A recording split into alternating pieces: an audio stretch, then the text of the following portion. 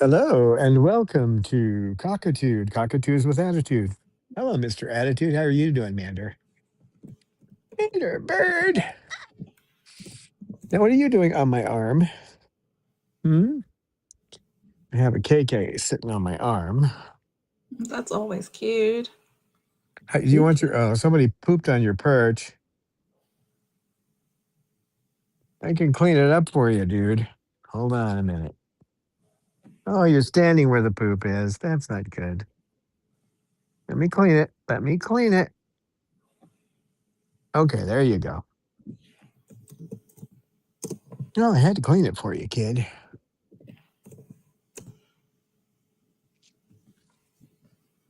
Well, if you guys don't know, Mango, formerly Solus, formerly before that Mango.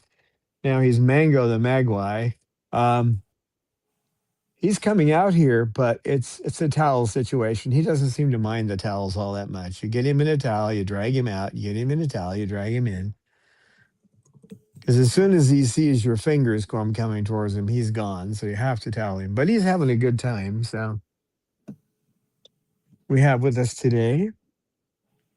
Who are you? KK? Can you say KK? The one who stole my my phone holder there, dude. And Mander, big boy. And Cecil, who's making his own gum against the aviary there. The sleeping sugar. Oops, she opened her eyes. I said her name. Jasmine, Jazzbird, Lucy, and Snowball.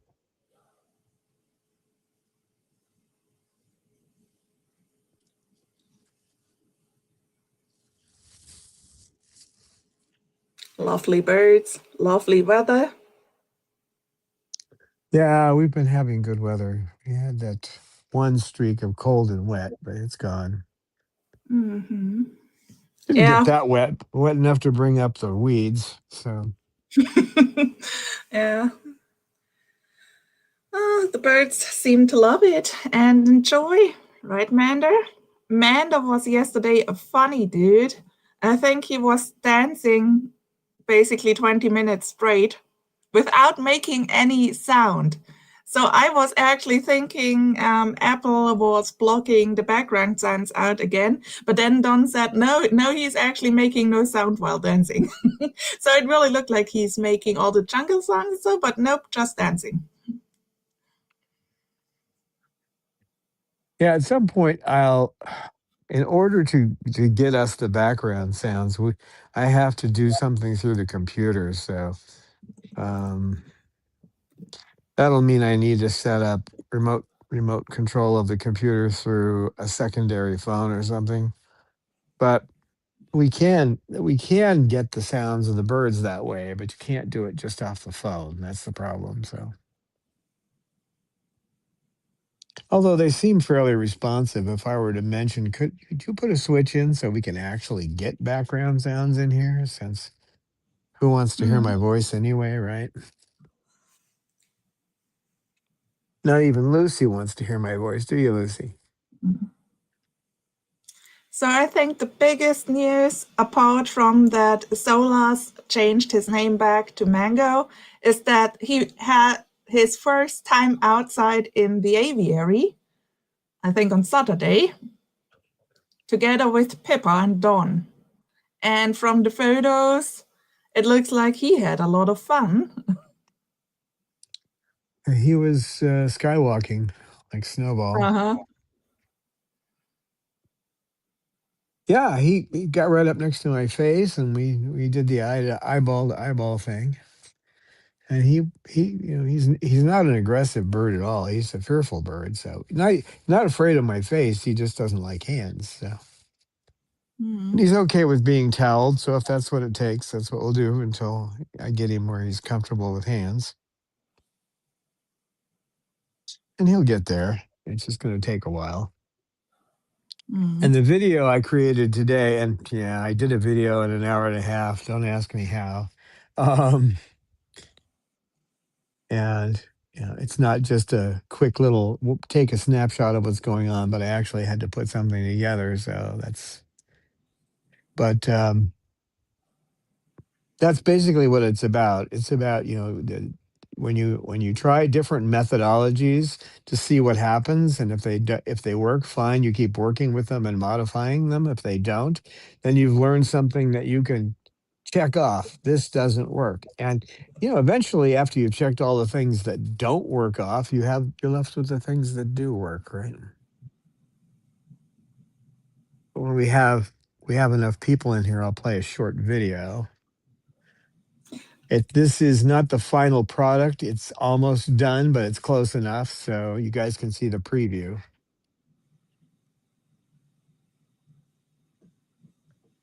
Right, KK?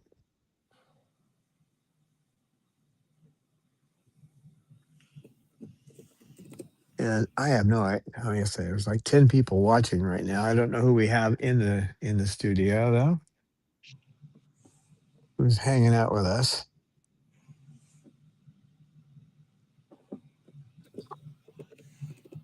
Sorry, what were you saying? Just wondering how many people we have in here.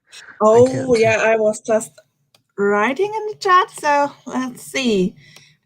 We have Tiki Tiki here, Falcon Zoo, Richie Cockatoo, and Eleanor is here, I guess probably with Sunny in the background.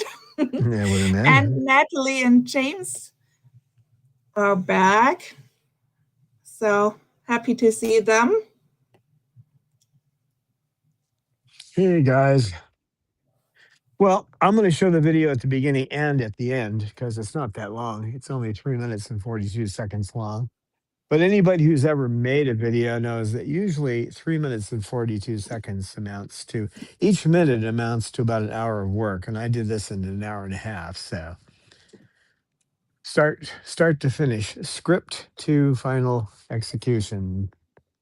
And like I say, there's a few final tweaks I'll do to it when I make it a finalized video, but it's a pretty good preview. So let's see if I can find it now.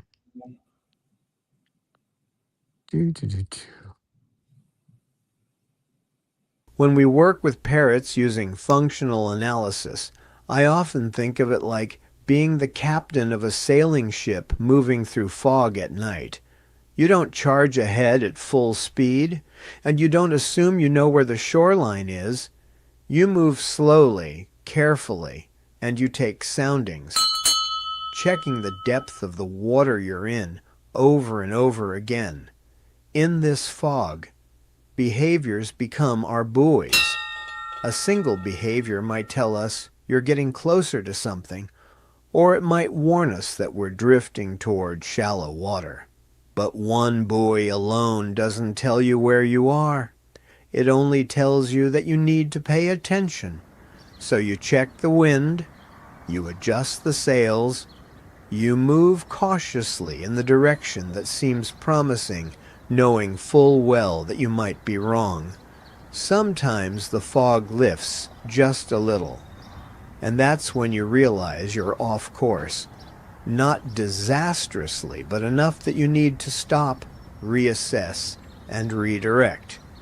That's when you go back to your map. You look again at the environment, the history, the reinforcers, the consequences. Every now and then, through the fog, you catch sight of something that looks like a guiding star, a pattern of behavior that might be pointing you in the right direction. But until you see land clearly, You don't know whether that star is leading you home or toward a rocky shoreline you very much want to avoid. And even when land finally appears, you still have to be careful. Not every shore is the shore you're seeking. Some look inviting from a distance and turn out to be the wrong destination entirely. The uncomfortable truth, and this is something Susan Friedman has said clearly, is that behavior is more complex than anything else we can study. We don't have all the answers. We never will. What we do have are tools. Tools to observe, tools to measure, tools to notice the buoys, tools to catch brief glimpses of stars through the fog, tools to manage our sails so we make safer, more thoughtful approaches. And that's often enough. One buoy I trusted in the past, changing Salamander's name, was the right guide at that time. It helped us move forward, but it also helped me later in a different way by allowing me to rule out Mango's name as the issue entirely. That buoy didn't disappear. It just told me, look elsewhere. That's how functional analysis works. Every careful intervention either helps guide us closer to the behavior and emotional stability we're seeking, or it clears enough fog for us to realize the problem lies somewhere else. And sometimes, yes, we learn by sailing in the wrong direction first, but as long as we're moving slowly, watching carefully, and willing to change course, we avoid running aground. And that's how real progress is made.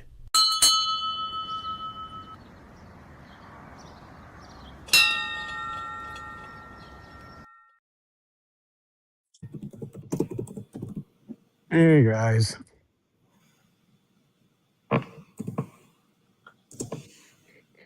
Yeah, you don't have instant answers when you do this. There's a lot of learning on both sides. So, what, Mander? What, Mander? So during the video, Sunny entered the chat and Calvin is here. So hello to you, Calvin. Hey guys, we'll be playing the video at the end too. Of course, you can just rewatch the I think Sunny was episode. more interested in the phone. Probably. She doesn't have her own phone yet? What's going on here?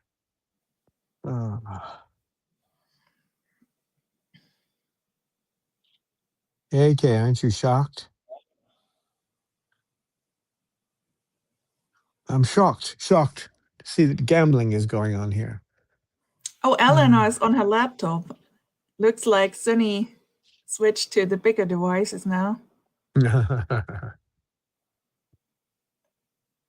Doesn't take long, does it? No. They grow so fast. Now, when working with Mango, trying to see how he'd react to a new name, he basically didn't react much to it. He'd look at me when I said it, but so then what I started doing was using the word mango to see what kind of reaction. And all I really got at that point was he just looked at me. He looked at me every time I said mango, but when I said solas, I had to repeat myself a few times. He didn't seem to have any emotional reaction to the name. So at that point, I realized that with him, it probably wasn't necessary. Now, this big guy, it was necessary because he had a bad reaction to his name. But when you have a bird that's had some major trauma, and Mango is, I was told he went through a fire and lost his mate in the fire. So, they associate that with who they are. And if you can kind of tweak that by using a different name, it's a good thing. I might have chosen to use a name that had similarity because Mango now has a nickname. He's Mango the Magpie. If you ever saw the movie Gremlins. So he's Mango the Magpie. I don't feed him after midnight anyway. But because he didn't have a reaction to it, now I know that that's not the issue. So we just move on little by little.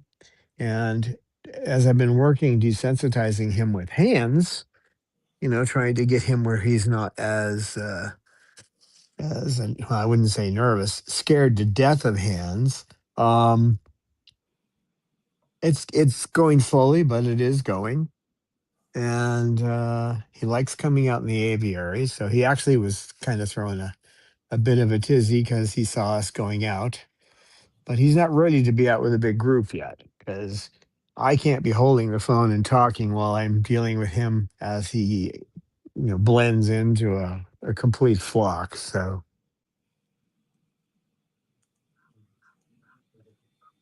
I've been told, I haven't seen this myself, that he does well with other birds. He's a good preener and that kind of thing. Yeah, I'm a luckin' that preens, right? Kind of Mm-hmm. makes you go, uh-huh, well, I haven't seen that before, but still, if he gets moved into a large group, I'm going to move him into a smaller group and see what happens. Um,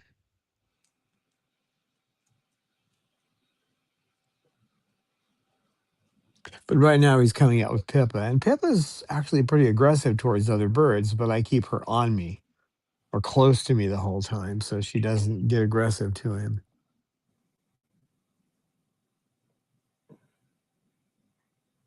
Next group I'll move him out with will be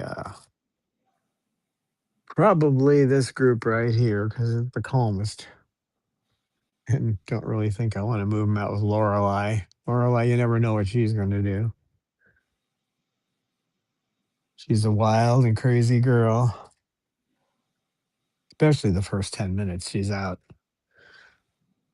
Mm-hmm. Lately, she's been trying to pick a fight with Bob for the first 10 minutes. Then she calms down. But for the first 10 minutes, she's been going after him, and I have to get between them. And Bob was such a good boy yesterday. Yeah, the look on his face when she gets like that is like, well, what in the world is going on? He looks totally confused by it. It's just Lorelei. It's just the way she is. And since it doesn't last that long, I just wait until I've calmed her down. What do you want, Mander? What do you want, Mander? Hmm? Hey, Mander bird. Yeah, in that video, you saw a bird who was sitting in a bunch of toys and kicking. That was him. When I first got him, he was a little fireball because he was growing through his adolescence. So, Mm-hmm. and he probably Yeah. would have gone through a couple of people given the opportunity if they were wearing hoodies and carrying beer. He would have been the Hannibal Lecter of birds.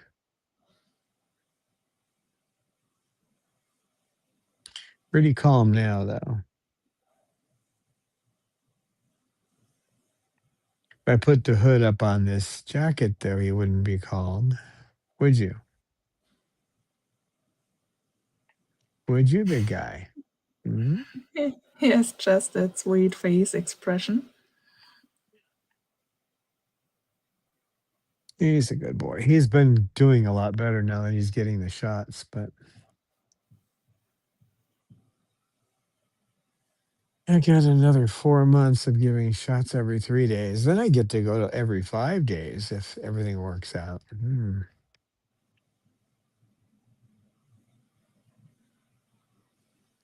another 6 months, I get to go to every 7 days, and that's about it.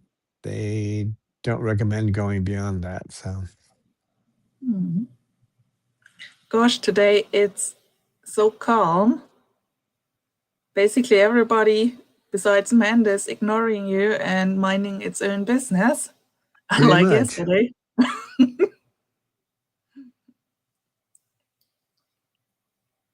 Well, I hope the video strikes a chord. You really have to. It's a trial and error situation, and you do your best through observation to make a good choice. And when you've taken the ABA training, you know that a good choice is one that allows them to choose the right behavior. Um, so as with Cecil, everybody saw that when he was nipping at me to get petted. Now he doesn't do that anymore. Now he comes up and paws me with his foot. But for the first month after that, he was pawing me all the time because he had control over me, and they need a certain control in their environment. So since he could control me, he did.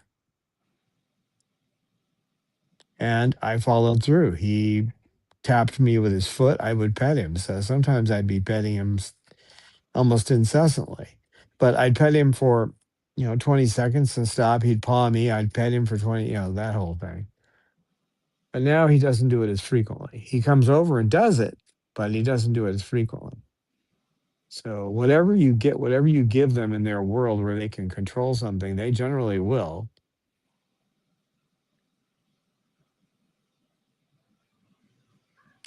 So with ABA, it's observation. You come up with a rough idea, a hypothesis, a rough idea of what it is, the consequence they're looking for. If it's not a consequence like eating the furniture that you want, then you come up with an alternative that is more enticing for them, but fulfills the need, or at least equally as enticing. You try to avoid the negative things. It's not like with dogs and cats where, actually with cats, you can't really do this either. If you try to scare them away from doing something, um, with a cat, it's going to be a pretty similar reaction to what you get from a bird, in that a cat will be wary of you. A bird will think you're insane. A cat will just not trust you anymore, but a bird will think you're nuts if you start trying to force them not to do something. So it's better to get them to make the choice on their own. Of course, it is with cats and dogs too. I know what you want. I know. I know. Pet the bird. Pet the bird. Pet the mander. You can tell he's feeling better. He's not in as much pain. Onsewer is also a painkiller, so. And he's having far more fun since that. Oh yeah. I wish he started dancing today, but they never do that when you expect it from them. You gonna paw me again there, buddy? Oh, Cecil He just, finally came over. yeah, and he pawed me with his foot. Of course, you can't. It's not Oh. really a paw, so he footed me, Mhm. which is pat me, pat me. So basically, he kicked you. Yeah, he reaches over. He just reaches over I and touches know, me. but when Yeah, someone touches with the foot, I'm just yeah, making jokes. true. I know. If he were human, that would definitely be the case. But see, it's his measure of control. He knows he can, and that's the difference between the old training methods that people had, where, you know, I'm going to give the dog the command. Like, who do you think you are? Are you a drill instructor? Oh, it doesn't work well. In fact, any animal you train like that's going to be less likely to want to learn. But if you teach them to have a measure of control in their world, give them choices, and then help them make the right choices, then they'll make those good choices. With caveats here and there, and you may have to do a little retraining. But Hmm. I was talking to someone who was telling me that they use a spray bottle with their cats to stop them from doing something. Well, that will work, but then again, you can't do that with a bird, because if you do, they need to be sprayed down, and if you make them afraid of being sprayed, then you you're really working against yourself and their health too, because they really need to have that water on their feathers. And again, positive punishment, adding something to reduce or extinguish a behavior, has its place. And all of you who have children who think it's perfectly okay to let your kids put their hand in a flame and not try to stop them. Because when you try to stop them, it's going to be positive punishment. You're probably not going to wander over and go, "Would you like a Snickers bar?" That's not the way it works, right? So there is a time and a place for positive punishment, but it's not something that you try to focus on. You only use it when you have to, because anyone exposed to it is less likely to want to be around you and to listen to you.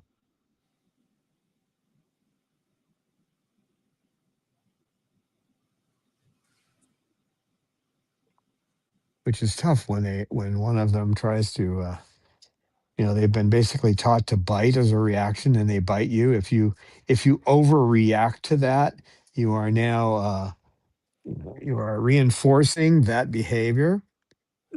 And then if you try to punish them, then you're also at that point, when I say punish them, if you try to stop them from doing it by adding something they don't like to the situation, um, you're driving them farther away from you.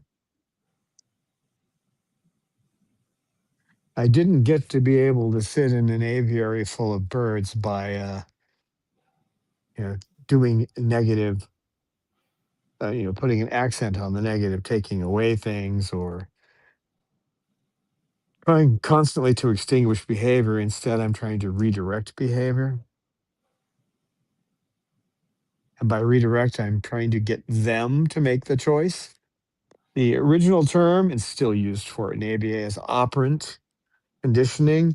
Operant is the operator. The one who does something is the operator, like the operator of a train or the operator of a airplane, which they call a pilot. But so they're the one making the decisions. You don't want to make decisions for them. You give them options and try to lead them to the option you would like, but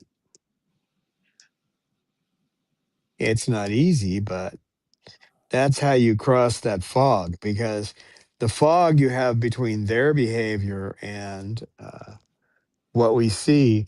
The post I did today, which was about how when you change the way you look at something, the thing changes. I had someone react to that like with, "I wish that were true," right? Well, it is true in ABA, because if I saw him as a mean bird because he was coming up nipping my arm, then at this point he wouldn't be pawing me to be petted. Okay, he wouldn't be reaching over with his foot to get petted. He'd probably be biting more because he was getting a reaction from, he was nipping really, but it probably would have turned into bites where he actually would have broken the skin because he wasn't getting what he wanted. What he wanted was to be petted. So the secret there is going through the fog and figuring it out. What is it that he wants? And once you figure out that he wants to be petted, then now you have something you can work with. And so at that point, the first time he came up and touched me with his foot, I pet him.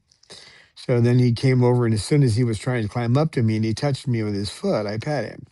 So he picked it right up. Within I don't know, third or fourth time, he figured it out. And after that, it's been, tap, tap, tap, wanting to get petted. It's a lot easier when they come up and nip you for somebody to say no and push them away. That's not going to get you what they want. You can tell a 2-year-old that they can't, to stay out of the cookie jar, but that doesn't mean they aren't going to go back into it the first chance they get. So, unless they're afraid of you, and if that's what you want, a bird that's afraid of you, or a dog or cat that's afraid of you, or a child that's afraid of you, well, you can get it by doing it that way.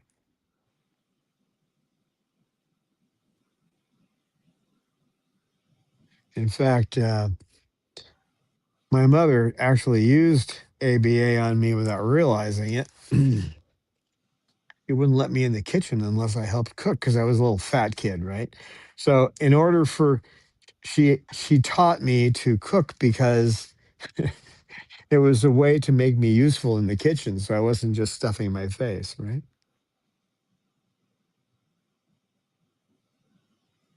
Something I will be eternally grateful for because most people in the US can't cook.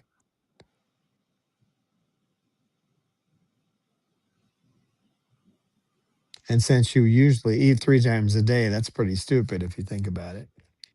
Not your choice that you can't cook. It's because they've trained you to go and buy a 5-ounce meal in a box that you throw in a microwave, which isn't even good for you. But when you deal with these guys, you have to look at it from, try to look at it from their viewpoint. And you try to figure out what they want and how they can best achieve that without also messing up your world. They want to chew wood. Well, they could chew your furniture. They could be chewing something else. So what do you provide?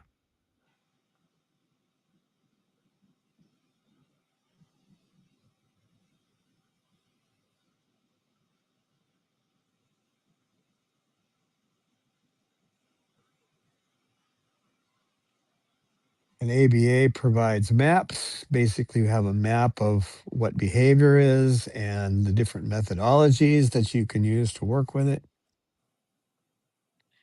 And their behavior acts like the buoys, the ship on the ocean as it bounces up and down in the ocean, depending on whether the sea is calm or turbulent.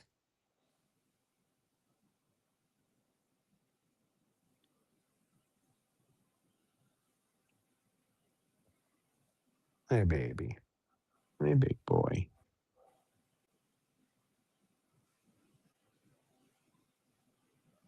Hey, Cecil.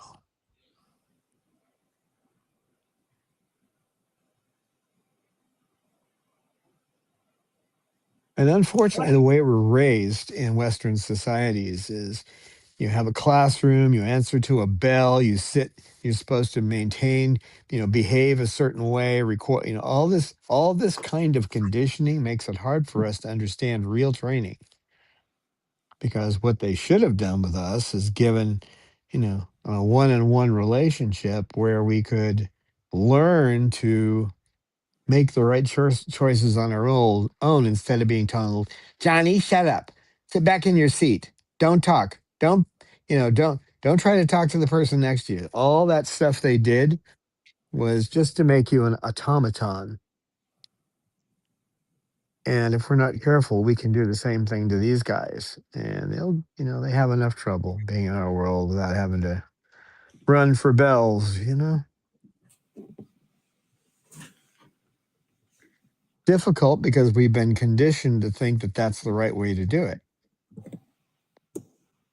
We're conditioned to believe that you should, sell your soul to a business for 8 hours a day and you can't go anywhere. You can't do anything. You're not allowed to think on your own. You're only doing what the company wants. That's the way we're conditioned. So we tend to treat the other things in our environment like that. But ABA is not fascism. All right. It's not, it's not tell the bird what to do, give the bird a command. Is it? Is it? Is it?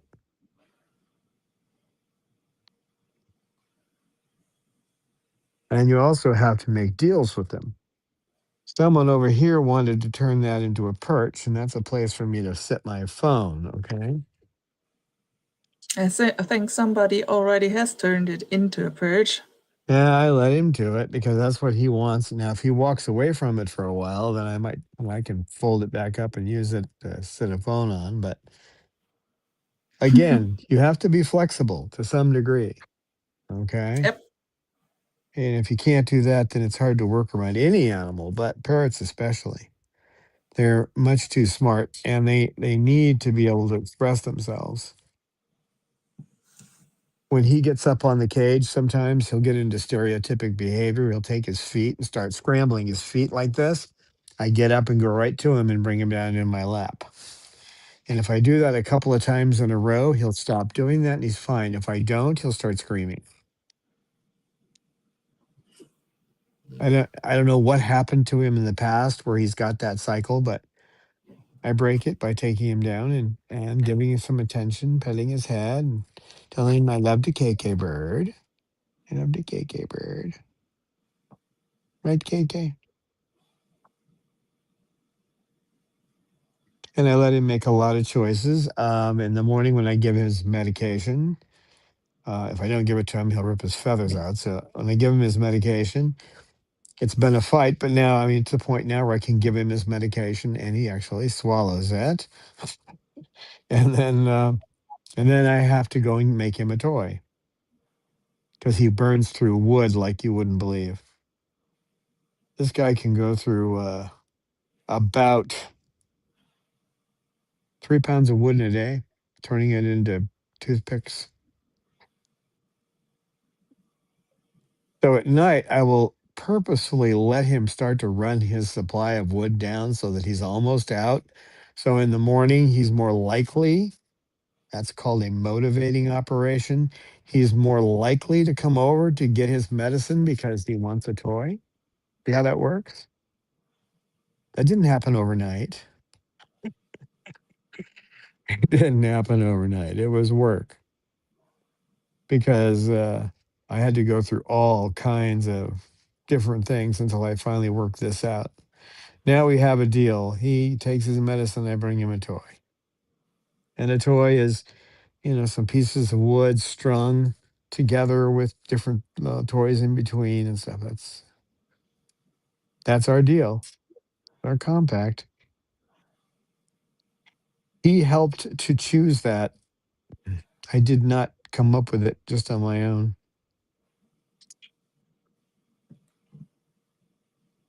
That's what he needs to feel that he's got some measure of control, right, baby boy?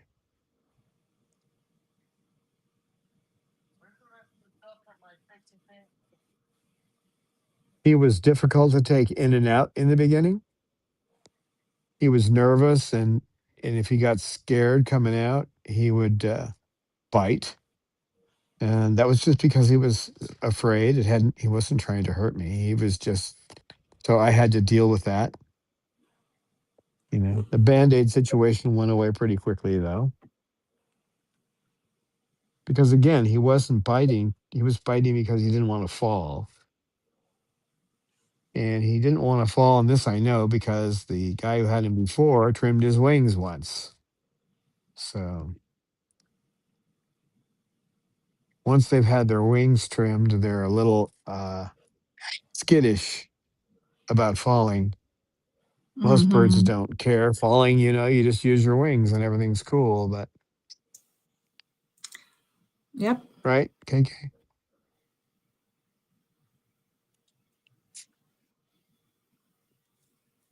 Oh, And Lucy, I you think came over. most people can confirm that falling is not that fun, especially when you are not a little child or a toddler anymore.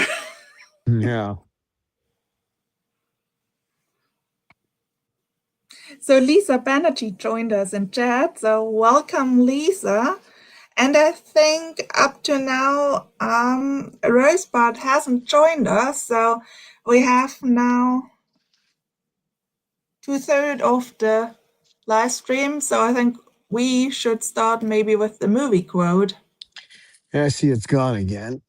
I like the way you Yep. pick it up and it goes away. Yeah, I thought we were waiting until Rosebud, but so. No, I think she's sick today. Oh no, poor Rosebud. So here, oh no, movie quote I on know again. it. Have they Yeah, I know. a 10-second timer again on? Yeah, I got to turn the phone the other way, guys. Hold on. I hate doing this, but edit that.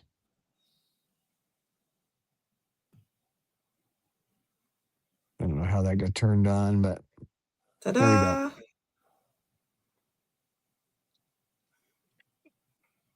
I'll be surprised if anyone gets this one.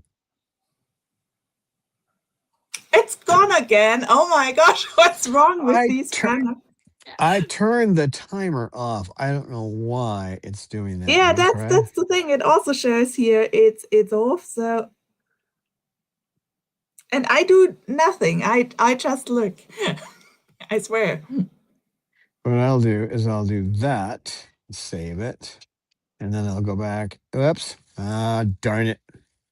That's what happens when you hit the delete button. Oh, hell, and you can't get it back. I have to go get the quote again, guys. Hold on. Oh.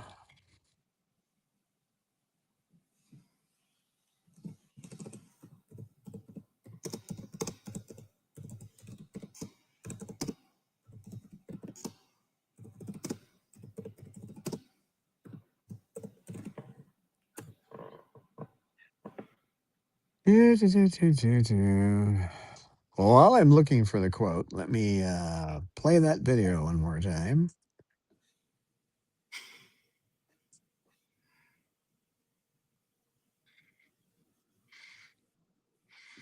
When we work with parrots using functional analysis, I often think of it like being the captain of a sailing ship moving through fog at night. You don't charge ahead at full speed, and you don't assume you know where the shoreline is. You move slowly, carefully, and you take soundings, checking the depth of the water you're in over and over again. In this fog, behaviors become our buoys. A single behavior might tell us you're getting closer to something, or it might warn us that we're drifting toward shallow water. But one buoy alone doesn't tell you where you are. It only tells you that you need to pay attention. So you check the wind, you adjust the sails, you move cautiously in the direction that seems promising, knowing full well that you might be wrong. Sometimes the fog lifts just a little, and that's when you realize you're off course.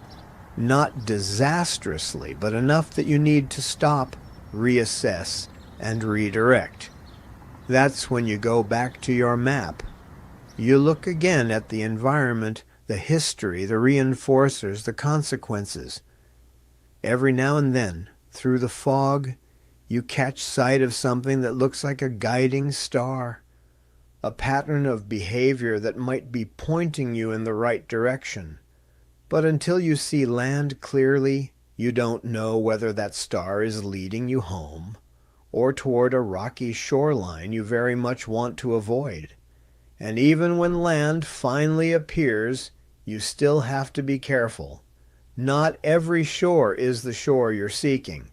Some look inviting from a distance and turn out to be the wrong destination entirely. The uncomfortable truth, and this is something Susan Friedman has said clearly, is that behavior is more complex than anything else we can study. We don't have all the answers. We never will. What we do have are tools. Tools to observe, tools to measure, tools to notice the buoys, tools to catch brief glimpses of stars through the fog, tools to manage our sails so we make safer, more thoughtful approaches. And that's often enough. One buoy I trusted in the past, changing Salamander's name, was the right guide at that time. It helped us move forward, but it also helped me later in a different way by allowing me to rule out Mango's name as the issue entirely. That buoy didn't disappear. It just told me, look elsewhere. That's how functional analysis works. Every careful intervention either helps guide us closer to the behavior and emotional stability we're seeking, or it clears enough fog for us to realize the problem lies somewhere else. And sometimes, yes, we learn by sailing in the wrong direction first, but as long as we're moving slowly, watching carefully, and willing to change course, we avoid running aground. And that's how real progress is made.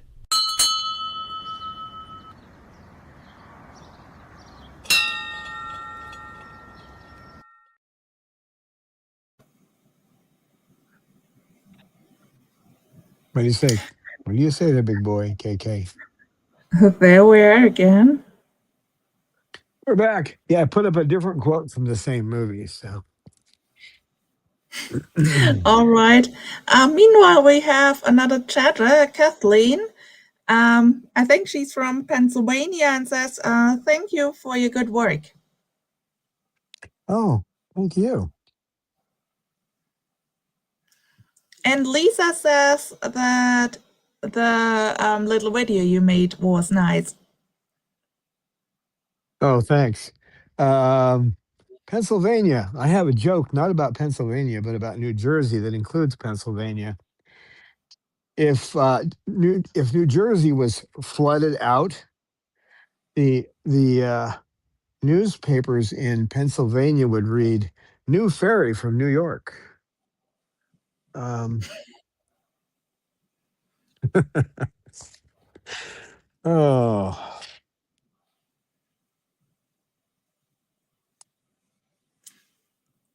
Lucy, So what are you doing? She's doing her head everybody's bobbing. invited to guess the movie.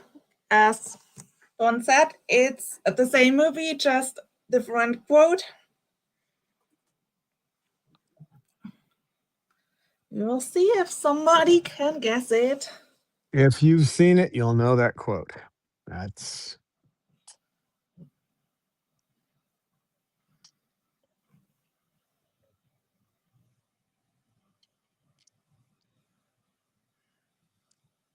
not a horror movie, but that was a scary part of the movie. Ah, we got a hint. There's a scary part in the movie. Mm. There is.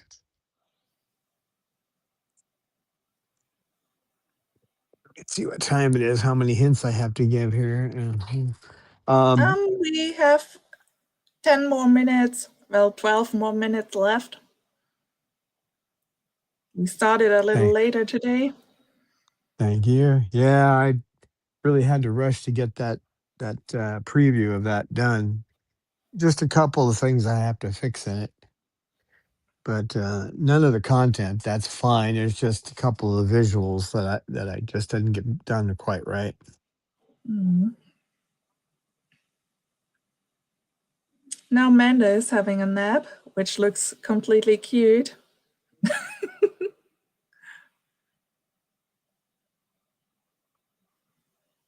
Oh. You guys. Well, it's a black and white movie. I'll tell you that. Mm. And it's one of, there aren't a lot of them in black and white, but it's a film noir.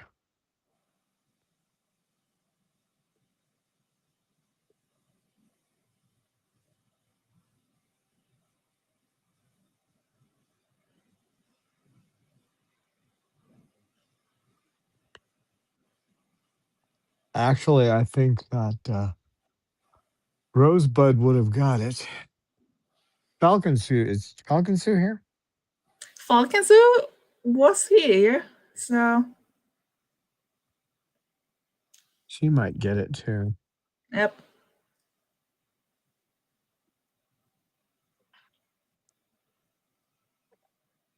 It's funny. It's not a movie that most people are aware of. I mean, they've never heard of it.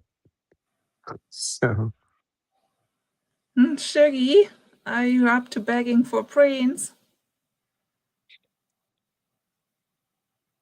Cecil might be willing. He's doing a little display. Nope. Mm. He's got other things on his mind. Yep, and I think he can already feel the eyes of Jasmine. Yeah. Yeah. She's Oh. going to keep her. Falcon says, is the film made in US? And Eleanor says the Maltese Falcon Zoo. You're close in some ways. Bogart is in it.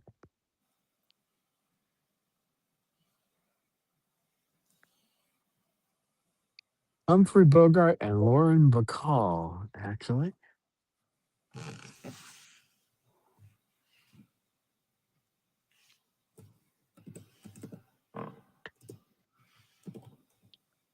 And I can say this, there are not many movies made the way this one was. In fact, I can't think of another one. There probably is, but I can't think of another movie that was made in the first person where the camera replaced the protagonist of the story. So yeah, now we've got some activity. What's going on? Lucy, you're all fired up. What's happening? Been bouncing her head. Yeah, in this movie, you don't get to see the lead actor until the movie's halfway over. Oh.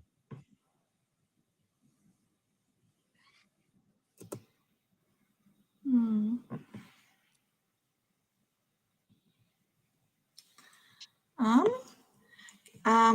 Kathleen made a comment. So sad people try to be bird owners. We have 2 pet shops in my area. The one by Caw Peak is biggest split. The other is so lonely. I hate the bird stores. That's the thing when they are basically already messed up before they reach the potential owner. I mean, the breeders mess them up, and then the shops do not care properly for them. And with birds, it's such a important time for them in their development, and they miss so much, and therefore are basically even more difficult to handle. Yeah, I to me, the way I feel about it is these pet stores that have parrots in them. The people who run those pet stores probably would have run slave ships back in the 1800s. Mm. So, because it really is slavery for these guys. Mm. Yeah, Lisa Yeah. just reports that she reported the pet shop. I guess, yeah, Lisa once told us about a pet shop where they had birds as well. And when I remember right, the cage wasn't cleaned at all, and the parrots completely neglected. And she talked to them and tried to educate them, and nothing happened. So No, that's always so sad to hear such things. I had one in the area where I was living in, which is gone now, and I was talking to the owners, or basically writing letters back and forth, and I said that I started emailing them. I said, you shouldn't be stacking these cages on top of each other. You shouldn't have cockatoos in stacked cages. And I said, you're feeding them, terrible trash, mostly just seed, sunflower seed, corn, and the water is filthy. And the owner wrote back, wasn't really an owner because it was a corporation, wrote back and said, that's not true. And so I sent her a picture, and she never talked to me again after that. The picture was of a lesser sulfur crusted in a small, dingy cage with corn and sunflower seed droppings all over it, and water so black you couldn't barely see in it. The advantage of having a phone you can whip out of your pocket to take video. I sent the video to PETA, and I know people have negative feelings, but if they could have done something, they would have, but the laws did not protect them at that time.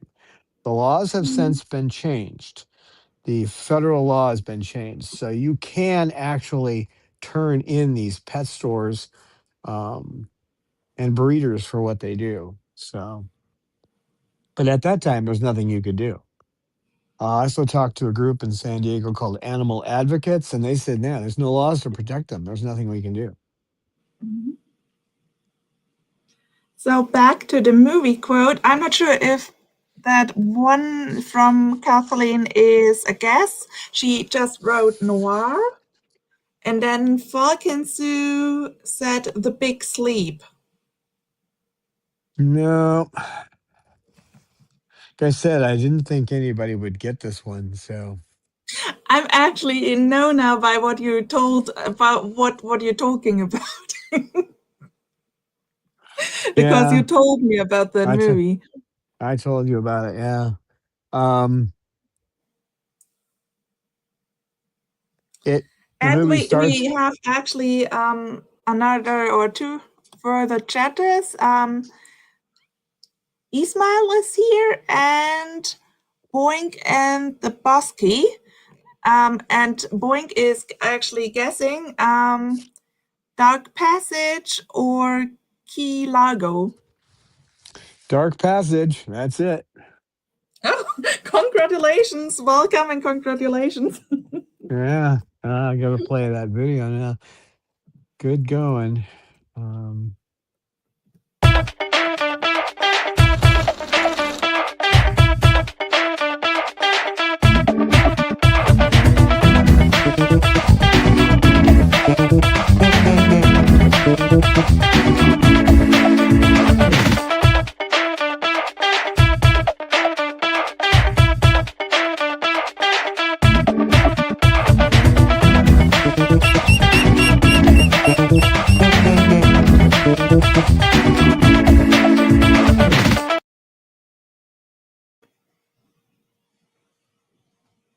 yeah, it's a great movie. I love it. And someone I know might like it because it starts with a prison break. So Oh yeah, that you told me. Like you have to watch that movie. yeah, there. I don't know. I can't actually think of another movie where you look out the eyes of the person who's actually the star of the movie. I mean, there's more than one star, but Humphrey Mhm. Bogart does the talking through that, but everything is filmed from that camera angle. If anyone did the movie, I'm not sure anyone did A Kiss Before Dying. That's the only way you could do that book. But Ear 11 wrote that because so many mystery readers flip to the end to see how it ends, and he wrote A Kiss Before Dying so that you couldn't do that. If you read the ending, it doesn't make any sense unless you've read the whole thing. So, good book, A Kiss Before Dying by Ear 11. They may have made a movie, but if they didn't do it from a first person perspective, it wouldn't work. You'd have to have the murderer as and that's not giving anything away. The murderer would have to be, you would have to have, and I don't know how you'd muffle their voice either because you couldn't know who they were. So I don't know. It's quite the book. But yeah, Dark Passage. You get a chance to watch that one. That's great, great movie. Made in 1947.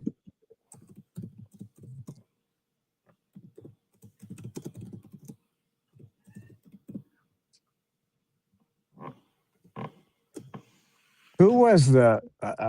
Here's the last little movie question. Who was the first um, director and producer to actually create slow motion?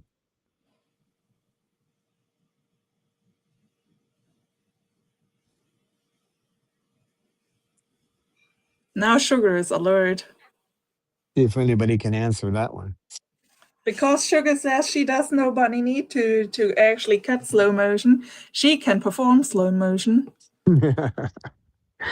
She can also move quickly when she wants to. That's the thing. Last time she was no, actually last week sometime, she was going after Mander. You wouldn't believe how quickly she can move if she wants to. Yeah, she just tends to not want to do that, but she can if she wants to. Hi, sweetheart. Someone noticed that KK wasn't on my lap, so she came over. Mm.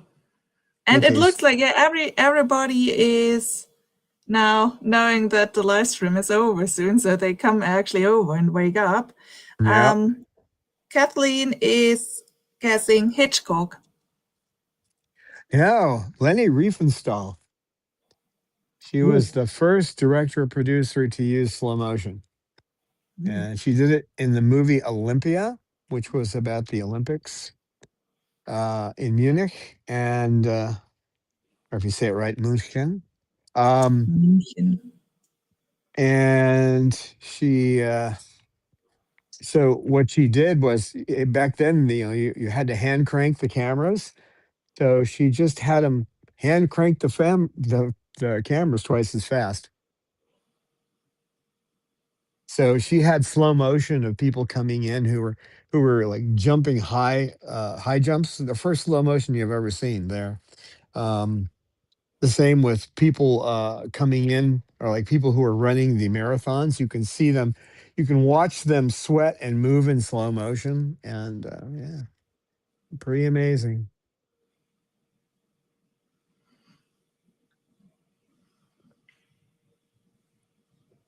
What are you doing down there, buddy boy? Lucy's alert. And no, not now.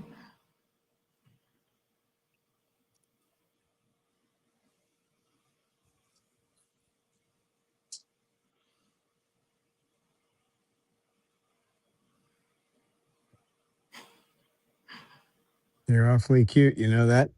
But you The might get me Moluccas in say trouble it's where you. happy time. Whenever KK is far away, that chair, by the way, I forgot and left it in here, but that chair is in here only for one purpose. When Roman is Romeo. in here, Romeo, if I don't put that chair in here, I have to tell him to take him out. So what I do is I put the chair in here, I sit down, and then he climbs down, gets on the cement, comes over under my feet saying, I love you. I put my hand down, pick him up, and then I can take him out. Otherwise, you're not going to pick him up. He won't let you pick him up. He has to come over to you. They have their safe space rituals. Yeah. Well, he's the And when most you learn them, autistic. you actually have some favor with your bird. Yep. Well, thanks for being here, guys. And we'll see you on the high seas of ABA. Right? Yeah, thanks Yeah. for coming and contributing in chat so much today. Thank you, Amy, for moderating, putting up with this old man. And the birds. And The the really, really birds. cute birds. The birds. I think the only other person I know of on the internet who actually sits with a bunch of birds is Jim, Jim Hook and his For Jim the has Birds now thing. apprenticed. But those are wild birds. Well, I should say in the wild. These are all wild animals. They may be tame, but they're wild animals. So, and anyone who thinks a parrot isn't a wild animal needs a little more training. But he sits with the ones that are in the wild and feeds them. Now, he feeds them seed as a note. You'll see him doing that. That's okay. They live in the wild. They get all that exercise. It's not going to hurt them. But if you feed your birds just seed, they're going to get fatty liver disease and they're going to die. So almost guaranteed, because you don't feed ice cream to somebody who's in a wheelchair. Okay, that's not the way you do it. So, but anyway, I'll get off the soapbox and we will see you next week. When is the next live stream? How is the time zone called you are in? Pacific time zone. Pacific time zone. So next live stream will be on Wednesday, 12 p.m. Pacific time zone, right? Yeah, Pacific Standard Time.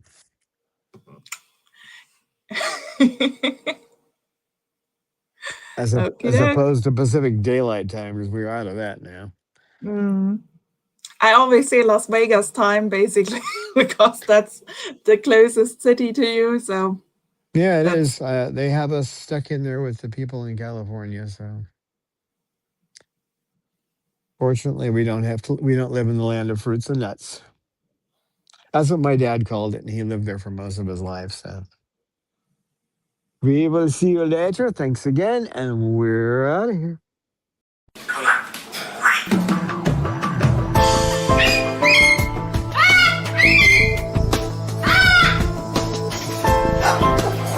Science knowledge only adds to the excitement, the mystery, and the awe of a flower. Evidence is evidence. It's public. Everybody can look at the evidence and assess it, and eventually, if there's enough evidence, come to the same conclusion.